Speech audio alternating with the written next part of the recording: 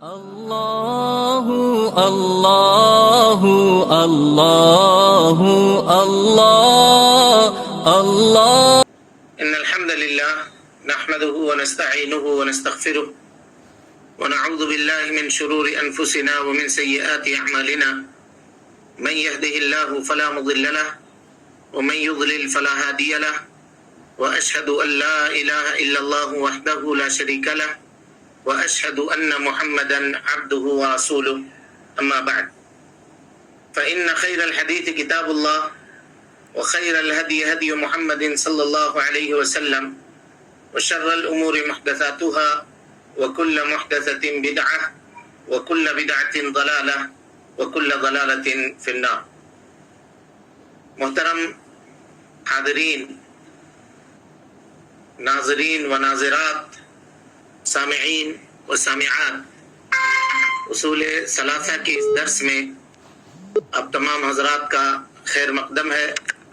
اللہ رب العالمین ہمارے مل بیٹھنے کو قبول فرمائے، علم دین سیکھنے، اس کے مطابق عمل کرنے، اس کی دعوت عام کرنے اور اس کے راستے میں آنے والی مصیبتوں کے اوپر اللہ رب العالمین صبر کرنے کی توفیق نصیب فرمائے. آج میری آواز ٹھیک ہے، صاف ہے؟ جی الحمدللہ. جی الحمدللہ. کل کے درس میں آپ کے سامنے مصنف رحمۃ اللہ علیہ نے جو حدیث، جس کو حدیث شعب کہا جاتا ہے، حدیث شعب، شعبہ والی حدیث، اس کی تشریح آپ کے سامنے چل رہی تھی. تو ہم نے یہ بتایا تھا کہ حدیث میں جو لفظ ہے الایمان بضع و سبعون شعبۃ، ایمان کے 79 یا 69 شاخیں ہیں، اس کی شعبے ہیں، اس کے الگ الگ ٹکڑے ہیں.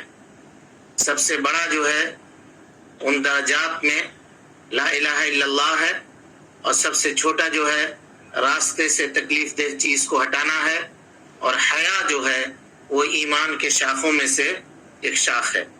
یہ گفتگو آپ کے سامنے آئی تھی. مصنف نے اس حدیث کو کیوں ذکر کیا، اس حدیث سے کیا استدلال کرنا چاہتے ہیں اور اس حدیث سے کیا ثابت کرنا چاہتے ہیں، یہ گفتگو آپ کے سامنے آئی تھی. الایمان عربی زبان میں جو حدیث ہے اس کا لفظ ہے الایمان بضع و سبعون شعبۃ. بضع کا کیا معنی ہوتا ہے؟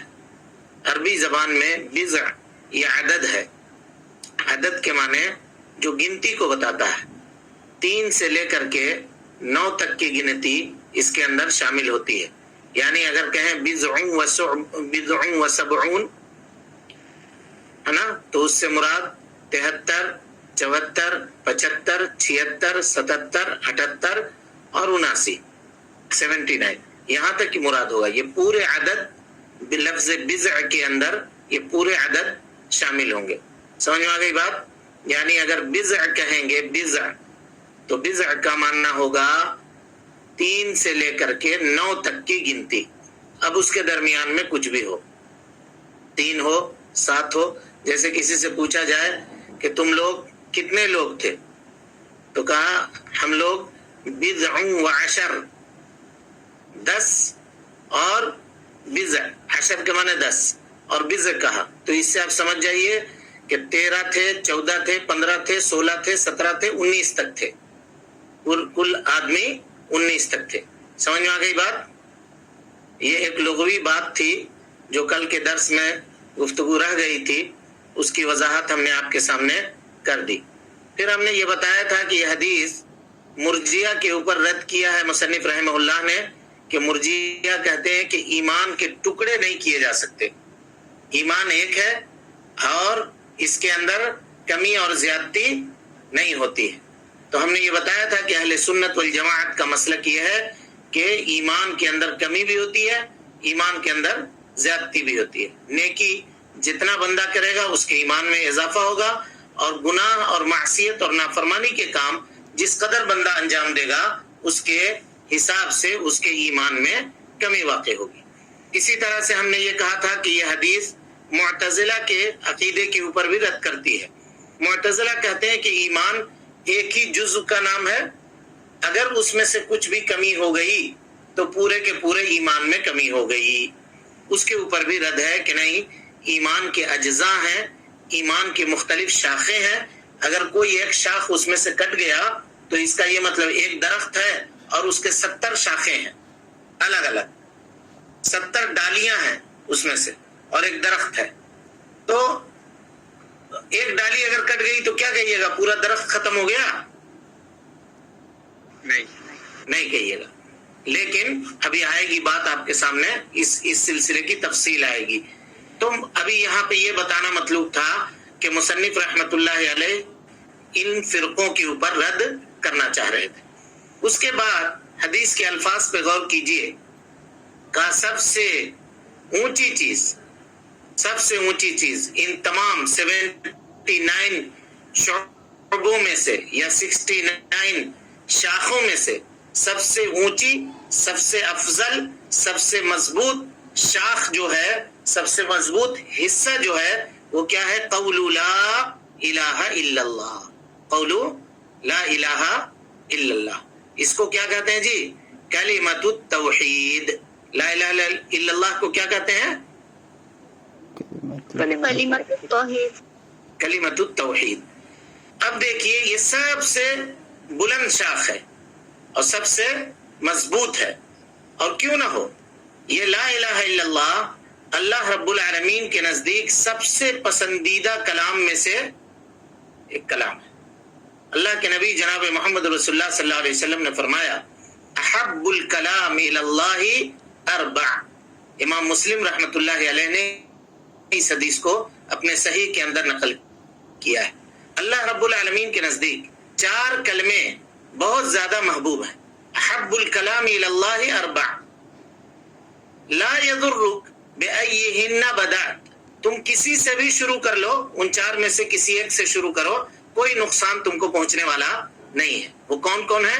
کہا سبحان اللہ والحمد للہ ولا الہ الا اللہ واللہ اکبر. یہ اللہ رب العالمین کے نزدیک سب سے پسندیدہ کلمات میں سے کلمہ ہے. اور اس لا الہ الا اللہ کے اندر، یا یہ لا الہ الا اللہ پوری دنیا کی دولت اور دنیا میں جو کچھ ہے، آسمان و زمین کے درمیان جو کچھ ہے، ان تمام چیزوں سے زیادہ افضل ہے، تمام چیزوں سے زیادہ بھلی ہے. سوچ لیجئے دنیا کے اندر کتنے بڑے بڑے دولت مند ہیں، لیکن اگر لا الہ الا اللہ کی دولت ان کو حاصل نہیں ہے تو ان کے پاس کچھ بھی نہیں ہے.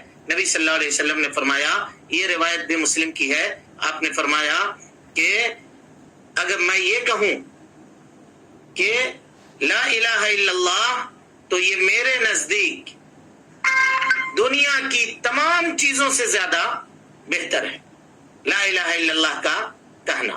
اور یہ کیوں نہ ہو میرے بھائی، لا الہ الا اللہ کی اتنی فضیلت کیوں نہ ہو؟ لا الہ الا اللہ کی وجہ سے ہی اللہ رب العالمین نے مخلوقات کو پیدا کیا. لا الہ الا اللہ کے لیے ہی اللہ رب العالمین نے رسولوں کو بھیجا. لا الہ الا اللہ کو ثابت کرنے اور اس کو بتانے کے لیے اللہ رب العالمین نے کتابوں کو نازل کیا. یہی تو مضبوط کڑا ہے، یہی تو تقوی کا کلمہ ہے، اسی کو، یہی تو دین کی اساس ہے، دین کی جڑ ہے، اور یہی اصل میں دین کی سربلندی کا اور انسان کی دنیا اور آخرت میں سربلندی کا ذریعہ ہے. تو حق یہ ہے کہ لا الہ الا اللہ ایمان کے شعبوں میں سے سب سے بلند شعبہ. اسی طریقے سے لا الہ الا اللہ یہ تمام اذکار میں سے سب سے افضل ذکر ہے. یعنی دنیا کے اندر بندہ اللہ رب العالمین کا جو ذکر کرتا ہے، ان اذکار میں سے سب سے افضل ذکر مطلق طور پہ اگر کوئی دنیا کے اندر پائی جاتی ہے تو وہ لا الہ الا اللہ کا پڑھنا ہے. نبی صلی اللہ علیہ وسلم نے فرمایا، ترمذی کی روایت ہے، امام البانی رحمۃ اللہ علیہ نے اس حدیث کو صحیح کہا ہے. کہتے ہیں نبی صلی اللہ علیہ وسلم نے فرمایا افضل الذکر، سب سے افضل ذکر، قال قول لا الہ الا اللہ، لا الہ الا اللہ کا کہنا یہ سب سے افضل ذکر ہے. اسی طریقے سے یہ لا الہ الا اللہ قیامت کے دن بندے کے نام اعمال میں اور ترازو میں، جہاں نام اعمال کو تولا جائے گا، جہاں انسان کے عملوں کو تولا جائے گا، جس دن نہ تو مال کوئی کام آئے گا، نہ انسان کے اولاد اس کے کوئی کام آئیں گے، مگر وہ شخص جو لا الہ الا اللہ لے کر کے گیا ہوگا تو اللہ رب العالمین اس کے میزان حسنات میں اضافہ فرما دے گا اور اس کے نیکیوں کے پلے کو لا الہ الا اللہ کی برکت سے جھکا دے گا۔ نبی صلی اللہ علیہ وسلم نے فرمایا، حضرت نوح علیہ السلام نے اپنے بیٹے کو کہا تھا اس کے موت کے وقت، کیا کہا تھا اے میرے بیٹے، آمرک بلا الہ الا اللہ، میں تمہیں حکم دیتا ہوں کہ تم لا الہ الا اللہ کہو۔ کہا کیوں؟ فإن السماوات السبع والأرضین السبع، ساتوں آسمان ساتوں زمین، لو وضعت فی کفۃ، ایک پلے میں رکھا جائے، ووضعت لا الہ الا اللہ فی کفۃ، اور لا الہ الا اللہ کو ترازو کے دوسرے پلے میں رکھا جائے تو لرجحت لا الہ الا اللہ، لا الہ الا اللہ کا پلہ جھک جائے گا۔ غور کیا آپ نے اس کلمے کی عظمت کو، اس کلمے کی سربلندی کو، کہ ساتوں آسمان اور ساتوں زمین، تصور کیجئے آپ، ایک ترازو میں رکھ دیا جائے، ترازو کے ایک پلے میں رکھ دیا جائے اور لا الہ الا اللہ کو دوسرے پلے میں رکھا جائے تو یہ ساتوں آسمان و زمین اپنی تمام تر وسعتوں کے باوجود، اپنی تمام تر کثافت اور بھاری پن کے باوجود، جس میں پہاڑ ہیں، جس میں سب کچھ ہے، اس کے باوجود بھی لا الہ الا اللہ کے سامنے ہلکے ثابت ہوں گے اور لا الہ الا اللہ بھاری ہوگا۔ میرے بھائیو، لا الہ الا اللہ ایمان کے شعبوں میں سے سب سے بلند شعبہ کیوں نہ ہو کہ اللہ رب العالمین نے صدق دل سے اس کلمے کے اقرار کرنے والے کے اوپر جہنم کو حرام قرار دیا ہے۔ اللہ اکبر، اس سے بڑی عظمت اور کیا ہو سکتی ہے؟ اس کلمے کی غور کیجیے۔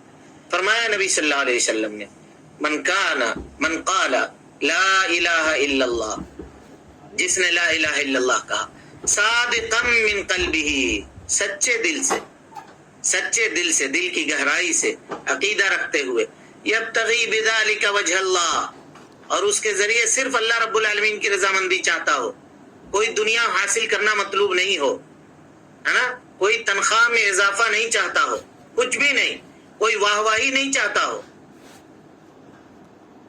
اللہ رب العالمین کی رضامندی کے لیے اس نے کہا تو حرم اللہ علیہ النار، اللہ رب العالمین نے اس کے اوپر جہنم کو حرام قرار دیا ہے۔ اسی طریقے سے جناب محمد رسول اللہ صلی اللہ علیہ وسلم نے فرمایا، ان اللہ حرم علی النار من قال لا الہ الا اللہ یبتغی بذالک وجہ اللہ، اللہ رب العالمین نے اس شخص کے اوپر جہنم کو حرام قرار دیا ہے جو لا الہ الا اللہ کہے اور اس کے ذریعے سے اللہ رب العالمین کی رضامندی مطلوب ہو۔ جب اتنی باتیں ہم لوگ جان گئے اور سمجھ گئے تو ہمارے اوپر یہ واجب ہے کہ ہم لا الہ الا اللہ کے معانی کو سمجھیں، لا الہ الا اللہ کے مطلب کو سمجھیں اور اللہ رب العالمین کے لیے اس کی توحید کو خالص کریں، خالص اللہ رب العالمین کی بندگی کریں، اپنے دل کو اللہ رب العالمین کی عبادت کی طرف مائل کریں اور اللہ کے علاوہ جن جن چیزوں کی عبادت روح زمین میں کی جاتی ہے ان تمام کی عبادت سے بیزاری کا اظہار کریں۔ سمجھ میں آ گئی بات؟ جی آواز میری کلیئر ہے، صاف ہے ایک دم؟ جی الحمد للہ۔ جب یہ بات آپ لوگ سمجھ گئے لا الہ الا اللہ کی فضیلت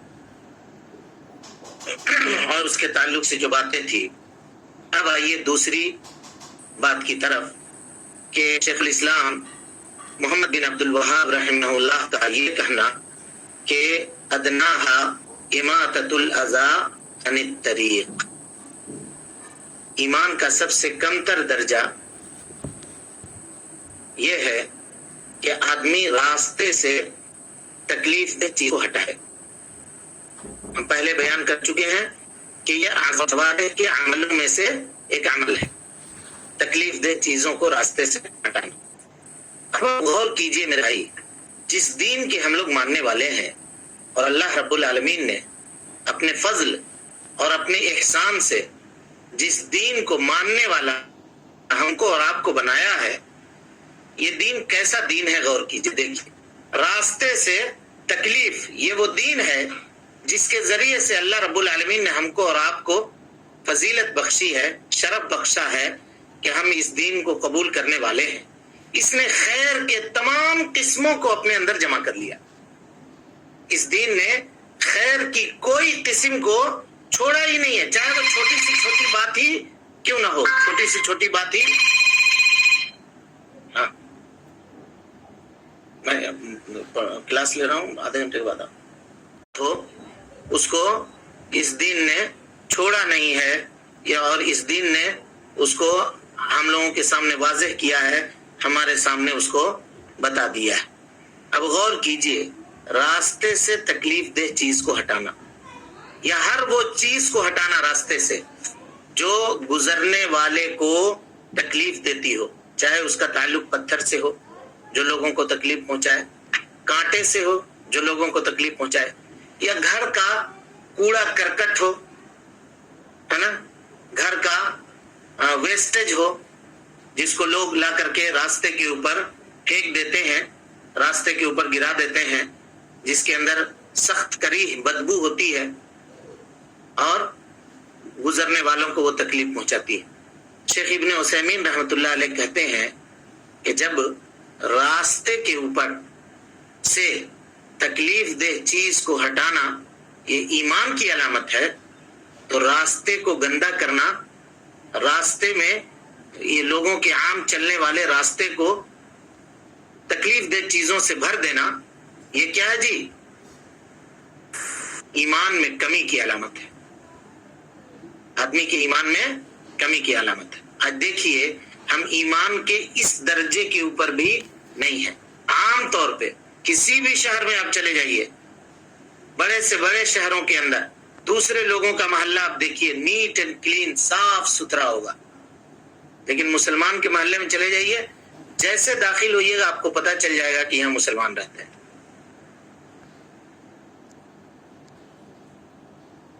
اور اس کے باوجود کیوں؟ ان کو دین کی سمجھ ہی نہیں ہے، دین پتہ ہی نہیں ہے. یہ جس دین کے ماننے والے ہیں اس کو یہ آج تک سمجھے ہی نہیں ہے کہ ان کا دین ہے کیا، وہ کن چیزوں کا حکم دیتا ہے. پوری بستیوں میں، اکثر بستیوں میں نہانے دھونے کا پانی آدمی سڑک کے اوپر چھوڑ دیتا ہے. بسا اوقات اپنے ٹنکی کا پانی راستے کے اوپر بہا دیتا ہے، چھوڑ دیتا ہے. میرے گھر سے نکل گیا، اب کہیں چلا جائے اس سے ہم کو کوئی مطلب نہیں. سمجھ میں آ رہی بات یا نہیں آ رہی ہے جی؟ جی ایماندار آدمی کیا کرے گا؟ ایسا نہیں کرے گا. نہیں کرے گا. یا آپ گزر رہے ہیں کہیں سے، دیکھا راستے میں کوئی جانور مرا ہوا ہے، بدبو ہو رہی ہے، لوگوں کو تکلیف ہو رہی ہے، کوئی نہیں اٹھائے گا. مسلمان ہی کا ماننا ہے لیکن کوئی نہیں اٹھائے گا. جس کے گھر کے دروازے کے پاس ہے وہ اٹھوائے، وہ پھینکوائے. یہ ہے آج ہمارے اور آپ کے ایمان کو اگر آپ تولنا چاہتے ہیں، اس کو ترازو میں رکھ کر کے جانچنا چاہتے ہیں کہ ہمارے دل میں کتنا ایمان ہے، تو یہ اندازہ لگا لیجیے. اگر آپ اٹھا کر کے پھینک دیتے ہیں یا کوئی اور مسلمان اٹھا کے اس کو پھینک دیتا ہے، تو یہ اس کے ایمان کے اظہار میں سے، ایمان کے شاخوں میں سے ایک شاخ کے اوپر اس نے عمل کیا. ان چھوٹی چھوٹی چیزوں کو چھوٹا سمجھ کر کے یا کمتر اور حقیر سمجھ کر کے ہم بھول گئے. اپنا کپڑا تو چمکاتے ہیں، عطر اور خوشبو اور پرفیوم کا استعمال تو کرتے ہیں، گاڑی تو صاف ستھری چلاتے ہیں، نکلتے ہیں، لیکن گلی ہماری گندی ہے، گھر ہمارا گندا ہے، گھر کے باہر کچرا پڑا ہوا ہے. تو یہ ایمان، اور اس سے آنے اور جانے والوں کی تکلیف ہو رہی ہے. گھر کا جتنا پیمپرس ڈسٹ بین فسٹ بین سب لے جا کر کے راستے پہ پھینک دیتا ہے لوگ. اور وہیں سے نمازی، نماز پڑھنے والے بھی گزر رہے ہیں، وہیں سے اور دوسرے لوگ بھی گزر رہے ہیں، سب کو تکلیف ہو رہی ہے. اور لوگوں کے، اور صرف اس پھینکنے والے کے نہیں بلکہ وہاں سے گزرنے والا کوئی مسلمان ہے اور وہ یہ دیکھ رہا ہے کہ راستے سے تکلیف ہو رہی ہے اور اس کو روکتا نہیں، اس کو بند نہیں کرتا ہے، اس کو منع نہیں کرتا، اس کو تنبیہ نہیں کرتا ہے، اس کو ہٹاتا نہیں ہے، تو اس کے ایمان کے اندر بھی کمی ہے. کم سے کم اتنی تو کمی ہے کہ وہ ایمان کے اس آخری درجے کے اوپر عمل نہیں کر رہا. دین، ہمارے دین سے زیادہ صفائی اور ستھرائی کسی اور دوسرے دین میں ہوگی؟ راستے کو صاف رکھنا ہمارے یہاں ایمان کا حصہ ہے، ایمان کا. لیکن کون سمجھائے گا مسلمان کو؟ آج ابھی بقرعید آنے والا ہے 20 دنوں کے اندر. اللہ تعالی ہم کو، آپ کو، سب لوگوں کو زندہ رکھے اس دن تک. دیکھیے گا پورا اجڑی پچونی اور اس کا ڈسٹ بین بنا کر کے پورا راستے کے اوپر، چوراہوں کے اوپر، سڑکوں کے اوپر لوگ پھینکتے ہیں. آنے اور جانے والے کو اس سے تکلیف ہوگی. کہ کون سے ایمان کو ماننے والے ہم لوگ ہیں اور کیسی شریعت کے اوپر عمل کرنے والے ہم لوگ ہیں. تو صرف یہ نہیں کہ پڑھنے کی حد تک، اس کو آپ کی ذمہ داری ہے کہ اگر آپ نے اس کو سیکھا ہے، اس کی تشریح جانی ہے، اس کے باتوں کو جانا ہے، تو اس کو اپنی عملی زندگی کے اندر امپلیمنٹ کریں، نافذ کریں، اس کے مطابق عمل کریں اور لوگوں کو اس کے مطابق عمل کرنے کی ترغیب دیں.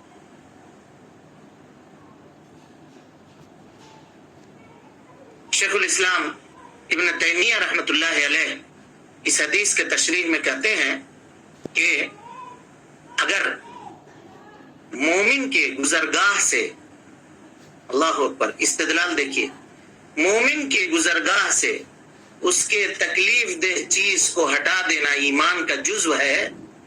تو جو آدمی خود مومن کو تکلیف دیتا ہو، مومن کو برا بھلا کہتا ہو، مومن کے ساتھ گالی گلوچ کرتا ہو، مومن کے اوپر تہمت لگاتا ہو، مومن کو کی عزت کو پامال کرتا ہو، اس کے ایمان کے بارے میں آپ کیا کہیے گا؟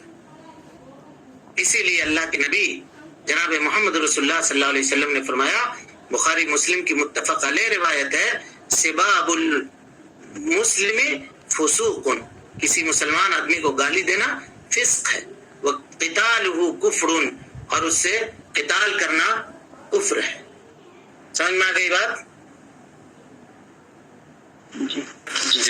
اماطۃ الاذی عن الطریق، راستے سے تکلیف دہ چیز کو ہٹانا.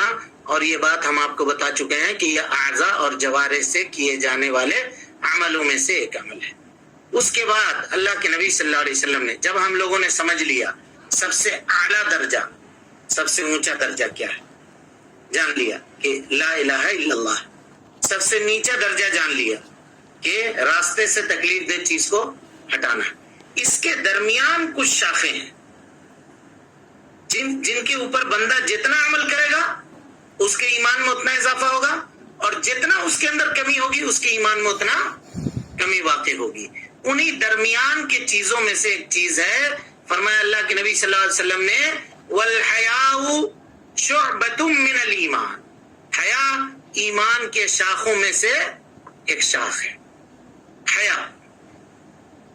اب کسی سے پوچھا جائے، بعض لوگ بہت حیا والے ہوتے ہیں، شرم کرنے والے ہوتے ہیں، شرمانے والے، کوئی برائی دیکھ کر کے اس کو روک نہیں سکتے. وہ کیوں نہیں روکا بھائی؟ آپ نے برائی دیکھا، ہم کو شرم آیا اس سے بولنے کے لیے. کوئی اچھائی جانتے ہیں، دوسروں کو نہیں بتا سکتے، کیوں نہیں بتایا بھائی آپ نے؟ نہیں، ہم کو شرم آ رہی ہے. سمجھ میں آ رہی بات؟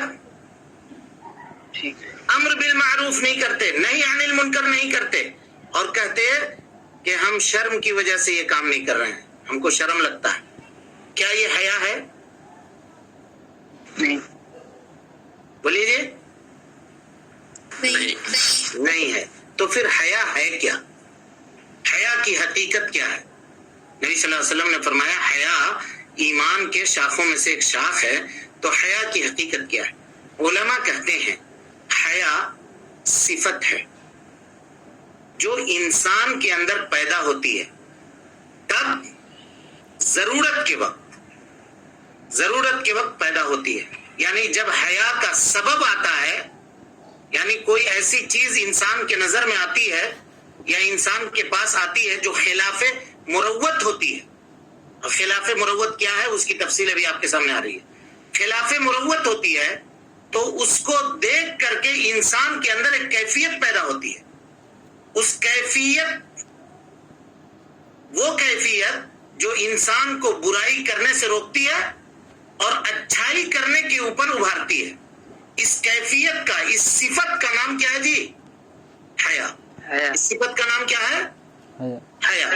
تو کہیے گا حیا ایک صفت ہے جو انسان کے اندر پیدا ہوتی ہے، جو انسان کو مروت کے خلاف کام کرنے سے روکتی ہے اور اس کو بھلائی کے کاموں کے اوپر ابھارتی ہے اور برائی سے روکنے کے اوپر اس کو ابھارتی ہے، منع کرتی ہے. یہ ہے حیا. حیا صفت ہے جی، انسان کی صفت ہے، اور ہم آپ کو بتا چکے ہیں کہ یہ حیا اعمال قلبیہ میں سے ہے، دل سے کیے جانے والے عملوں میں سے ایک عمل ہے. نبی صلی اللہ علیہ وسلم کی حدیث ہے حیا کے تعلق سے. آپ صلی اللہ علیہ وسلم نے فرمایا الحیا لا یاتی الا بخیر. حیا خیر ہی لے کر کے آتی ہے. حیا خیر کے علاوہ کوئی دوسری چیز لے کر کے نہیں آتی. عظیم صفت ہے جس انسان کے اندر پائی گئی، عظیم صفت ہے، اور عظیم صفت کا مالک ہے وہ انسان جس کے اندر حیا کی یہ کیفیت پائی گئی. اس لیے کہ کچھ اسباب ہیں حیا کے جو انسان کے اندر حیا کو پیدا کرتے ہیں. جیسے کوئی انسان ایسی چیز دیکھے جو مروت کے خلاف ہے، وہ چیز جیسے اس کے نگاہ میں جاتی ہے اس کے اندر حیا کی کیفیت پائی جاتی ہے اور وہ اس چیز سے اجتناب کرتا ہے یا اس کی طرف اپنی نگاہ کو پھیر لیتا ہے. جب انسان کے اندر یہ چیز پائی جائے تو اس کے اندر عظیم تاثیر پیدا کرتی ہے یہ حیا، اور اس کو روکتی ہے جو انسانی مروت کے اس کام سے جو انسانی مروت کے خلاف ہے. اب یہاں آئیے، مروت کے خلاف جو چیز ہے جی اس کی دو قسم ہوتی ہے. کتنی قسم ہوتی ہے؟ دو قسم. مروت کے خلاف ہے اور وہ چیز حرام ہے. مثال کے طور پہ کسی عورت کا بے پردہ نکلنا اپنے گھر سے حرام ہے یا نہیں؟ جی بولیے بھائی، اس میں اتنا ڈر کے بولنے کی کیا ضرورت ہے؟ ہاں بولیے. بالکل حرام ہے. ہاں، کسی کو شک ہے کیا؟ حرام ہے، حرام ہے، نکلنا حرام ہے بے پردہ. سمجھ میں آ رہی بات؟ اور وہ مروت کے خلاف بھی ہے. مروت یعنی انسان کے اندر جو کیفیت، جو حیا کی صفت اللہ رب العالمین نے انبلٹ کی ہے، اگر وہی صفت منفعل ہو جائے، وہی صفت منفعل ہو جائے تو انسان اس سے رکے گا. کیونکہ بہت سارے ایسے لوگ ہیں جو ایماندار تو نہیں ہیں لیکن وہ پردہ کرتے ہیں نہیں کرتے ہیں. بہت سارے لوگ آپ کو مل جائیں گے. کیوں؟ کہ ان کے اندر وہ صفت ہے. اللہ تعالیٰ نے انسان کے اندر وہ صفت رکھی ہے کہ وہ خلاف مروت چیز کو دیکھ کر کے نہیں رہ سکتا، الا یہ کہ جس کا نفس غلاظت کے اندر ڈوب گیا ہو اور جس کا ذوق ایمانی پورے طور پہ ختم ہو گیا ہو. اب اس کو کون کیا کہہ سکتا ہے اور اس کو کون بچا سکتا ہے یا اس کو کون سمجھا سکتا ہے؟ سمجھ میں آ گئی بات؟ تو خلاف مروت جو چیز ہوتی ہے وہ کبھی کبھی حرام ہوتی ہے اور کبھی کبھی وہ مباح ہوتی ہے، جائز ہوتی ہے، لیکن وہ خلاف مروت ہوتی ہے. سمجھ میں آ گئی بات؟ جی. ہاں، کبھی کبھی چیز جائز ہے لیکن وہ خلاف مروت ہے تو اس کو بھی چھوڑنا یہ حیا ہے، اس کو بھی ترک کرنا حیا ہے. اس کی ایک مثال لیجیے. ہم لوگ جہاں رہتے ہیں یہاں ہندوستان کے اندر، علماء کا لباس یا مسجد میں جو امام ہیں نماز پڑھتے ہیں ان کا لباس یہ ہے کہ کرتا پجامہ اور ٹوپی پہن کر کے وہ نماز پڑھتے ہیں. یہ عادت ہے. بغیر ٹوپی کے نماز پڑھنا جائز ہے اور پینٹ شرٹ پہننا بھی جائز ہے نہیں جی؟ کوئی عالم صاحب ہمارے بستی کے مسجد میں آ جائیں اور کرتا پجامہ کی جگہ پینٹ شرٹ جینس ٹائی لگا کر کے آ جائیں اور کہیں ہم خطبہ دیں گے. پینٹ شرٹ آپ پہنے ہوئے ہیں مولوی صاحب، کیسے خطبہ؟ تو کیا یہ جائز ہے؟ اگر وہ جائز چیز ہماری عادت سے ٹکراتی ہے کہ ہمارے یہاں یہ عادت نہیں ہے کہ مولوی صاحب پینٹ شرٹ کو پہن کر کے خطبہ دے، کرتا پجامہ پہنے، وہ علماء کا شرفاء کا لباس ہے، یہاں ہم یہ تصور کرتے ہیں، تو اس کا یہ پہننا ناجائز ہوگا، اس کا یہ پہننا مروت کے خلاف ہوگا. سمجھ میں آ رہی بات؟ پہنے، عام وقت میں پہنے، لیکن وہ کہے گا کہ ہم یہ پہن کر کے ممبر پہ چڑھیں گے اور لوگوں کو اس سے تشویش ہوگی کہ کون فل پینٹ شرٹ والے کو آپ نے ممبر پہ کھڑا کر دیا، چڑھا دیا. سن رہے ہیں، سمجھ رہے ہیں بات کو جی؟ بہت اہم بات ہے، یہ بہت اہم مسئلہ ہے، بہت اہم مسئلہ ہے، اس کو غور کیجئے گا. کبھی کبھی چیز مباح ہوتی ہے، جائز ہوتی ہے، لیکن انسان جس ماحول میں، جس معاشرے میں رہ رہا ہے، وہاں کی عادت وہ نہیں ہے، تو اس کی وجہ سے اس چیز کو چھوڑنا پڑے گا. یہ مروت ہے. سمجھ میں آ گئی بات؟ یہ مروت کی بات ہے. اور اسی طریقے سے حیا جس قدر انسان کے اندر پائی جائے گی، اس کے مروت کے اندر اتنا اضافہ ہوگا، اس کے مروت کے اندر اتنا اضافہ ہوگا. اور حیا کے ذریعے سے آپ لوگوں کے درمیان تفریق بھی کر سکتے ہیں. اس کی ایک مثال میں آپ کو دے رہا ہوں. ایک آدمی ہے، عمر دراز ہے، سینڈو گنجی پہنا ہوا، ہاف پینٹ پہنا ہوا، بازار میں سبزی خرید رہا ہے. کیا کہیے گا اس کو آپ؟ بوڑھا ہو گیا، ہاف پینٹ پہنا ہوا. ویسے جوان کو بھی نہیں پہننا چاہیے اگر گھٹنا دکھ رہا ہے اس کا تو، لیکن ہم کہہ رہے ہیں کہ ایک آدمی بوڑھا ہو گیا ہے اور ہاف پینٹ پہن کر کے اور سینڈو گنجی پہن کر کے مارکیٹ میں گھوم رہا ہے. کیا کہیے گا کہ اس کے یہاں حیا نہیں ہے، اس کا حیا ختم ہو گیا. اور ایک آدمی ہے جو لباس کے اندر، صاف ستھرا لباس کے اندر اور اچھے طریقے سے وقار اور سکینت کے ساتھ ہے، تو ہم اس کو کہیں گے کہ اس کے پاس حیا ہے. یعنی حیا کے ذریعے سے لوگوں کے درمیان تفریق بھی کی جاتی ہے. سمجھ میں آ گئی بات؟ تفریق کی جاتی ہے. اور ایک منٹ رک کر کے حیا کے اس مسئلے کو مکمل کر لیتے ہیں. حیا انسان میں ایک صفت ہے جو انسان کو بھلائی کے اوپر ابھارتی ہے، برائی سے اس کو روکتی ہے. تو میرے بھائیوں، ہمارے اوپر یہ واجب ہے کہ ہم اللہ رب العالمین سے حیا کریں. اللہ رب العالمین سے حیا کریں. اللہ سے حیا کرنے کا مطلب یہ ہے کہ چاہے آپ تنہائی میں ہوں، چاہے لوگوں کی بھیڑ میں ہوں، غلط کام اگر ہے تو وہ غلط ہے، چاہے اس کو تنہائی میں کیا جائے، چاہے کہیں گیا. اور جو آدمی اللہ سے نہیں شرم کرے گا، وہ پھر کسی اور سے شرم نہیں کرے گا، کسی اور سے اس کو حیا نہیں آئے گی. اور اگر مومن ہے وہ، تو اس کو چاہیے کہ اللہ رب العالمین سے شرم کرے اور اللہ کے بندوں سے شرم کرے. جو اللہ سے شرمایا اور اللہ کے بندوں سے شرمایا، تو وہ آدمی وہ ہے جس کے اندر اللہ رب العالمین نے خیر کی صفت پیدا کی ہے، حیا کی صفت پیدا کی ہے، جو اس کو بھلائی کے کام کرنے کے اوپر ابھارے گی اور برائی کے کام کرنے سے اس کو روکے گی، منع کرے گی. یہ حدیث کی تشریح تھی مکمل. جب ہم اس کو جان چکے، پڑھ چکے، تو اب کل سے مصنف رحمہ اللہ کی عبارت وہ ارکان الایمان ستہ، ایمان کے 6 ارکان ہیں، اس کے اوپر انشاءاللہ گفتگو کریں گے. اللہ اللہ اللہ اللہ اللہ اللہ